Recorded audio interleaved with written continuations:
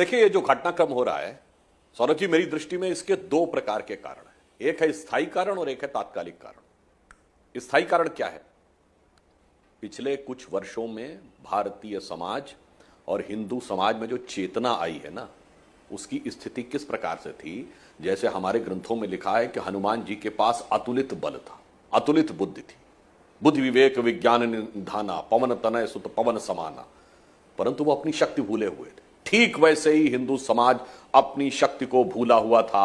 अब उसे जो जो स्मरण आ रहा है तो तमाम प्रकार का, जैसे उसमें वर्णन आता था ना, आसुरी शक्तियां आ जाती थीं कि जो विस्मृत है शक्ति वो विस्मृत ही रहे, वो भूला ही रहे। तो एक डेस्परेशन है, एक छटपटाहट है कि जातियों में कैसे तोड़ दो, उत्तर और दक्षिण का विभाजन करवा दो, भाषा के बेस पे लड़वा दो, किसी भी प्रकार से कोई लड़ाई करवा दो, ताकि सत्ता में हिस्सा जो टुकड़े का भी मिलना है वो टुकड़ा मेरे पास रहना चाहिए, भले उसकी कीमत देश की समाज, देश की संस्कृति और एक समय में देश के वास्तविक भूगोल के भी टुकड़े करके मिले थे।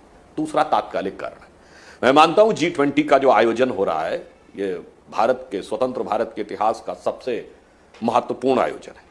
मैं ईमानदारी से यूज करते हुए कहता हूं, 1983 में 40 साल पहले इंदिरा जी के जमाने में नॉन अलाइन समिट हुई थी। भारत की कोई हैसियत नहीं थी, ठीक है, नॉन अलाइन मूवमेंट चला रहे थे, नेहरू जी के जमाने में भी अर्ली 50s में हुआ था, मगर आज भारत जिस क्षमता के साथ G20 में, आप देखिए उससे जस्ट पहले एक महीने के अंदर स्वामी प्रसाद मौर्य बोलते हैं कि हिंदू धर्म एक धोखा है।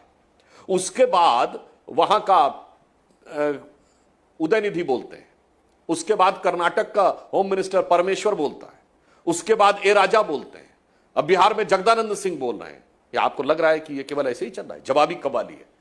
भारत के सबसे शानदार अवसर के ऊपर किस प्रकार से कीचड़ उछाला जा सके, ये एक तात्कालिक कारण है। और छटपटाहट यह है कि हनुमान जी के समान अपनी शक्ति को याद कर रहे समाज की शक्ति को विभाजित करके तोड़कर कैसे रखा जा सके। और ये वो लोग हैं जिसे मैं कहना चाहूंगा, दर्शकों से जाके देखिएगा, ये सब कम्युनिस्ट एजेंडा जो था, पहले मैकॉले का फिर मार्क्स का, एक थ्योरी है आइडियोलॉजिकल सबवर्जन, जो कैसे कम्युनिस्टों ने उस समय किया था। फेक इश्यूज क्रिएट करो, फिर फेक इश्यूज के ऊपर डिस्टेबलाइजेशन, अनरेस्ट क्रिएट करो, फिर उसको वायलेंस में कन्वर्ट करके कैप्चर करो।